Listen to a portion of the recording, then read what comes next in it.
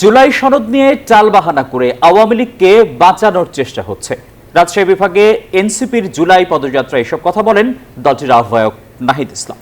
অন্য নেতারা বলেন বিচার সংস্কারের পরই হতে হবে নির্বাচন। পুরনো রাজনীতির নির্বাচনী খেলায় প্লেয়ার হতে চান না বলেন এনসিপি নেতারা।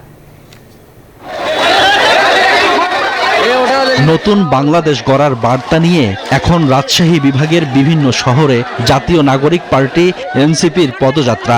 শনিবার বগুড়ার সাতমাথায় পথসভায় অংশ নেন নাহিদ, হাসনাত, সার্জিস ও আক্তাররা।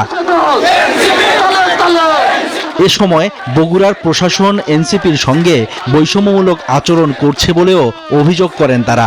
এনসিপির আহ্বায়ক নাহিদ ইসলাম বলেন, আওয়ামী লীগকে বাঁচাতে কেউ কেউ জুলাই সনদ নিয়ে তালবাহানা করছে। এক্সট্রিম মশার কয়েল প্ল্যান্ট ফাইবার দিয়ে তৈরি, তাই সহজে ভাঙে না, সুগন্ধিযুক্ত ও নিরবিচ্ছিন্নভাবে জ্বলে। ডেঙ্গু, চিকুনগুনিয়া বাহি সহ যে কোনো মশার বিরুদ্ধে দেয় এক্সট্রিম সুরক্ষা।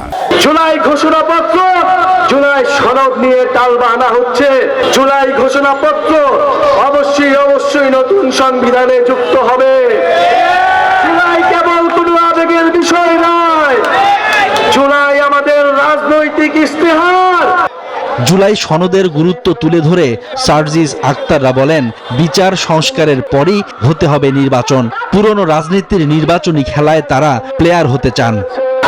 আওয়ামী লীগকে বাংলাদেশের রাজনীতিতে কেউ যদি পুনর্বাসিত করতে চায়, তাদের বিরুদ্ধে এই বগুড়াবাসী প্রতিরোধ করে তুলবে। নেতারা আরো বলেন, শুধু ক্ষমতা বা দলের পরিবর্তন নয়, দেশের রাজনৈতিক ব্যবস্থা ও মাফিয়া দুর্নীতিবাজ সিস্টেমের পরিবর্তন করতে হবে। দেশ গঠনে জুলাই পদযাত্রা, তিনটি লক্ষ্য: বিচার, সংস্কার এবং রাষ্ট্র গঠন। ঐক্যবদ্ধ থাকতে হবে। জুলাইয়ের সকল শক্তি ঐক্যবদ্ধভাবে আমরা পরবর্তী বাংলাদেশ বিনির্মাণ করব।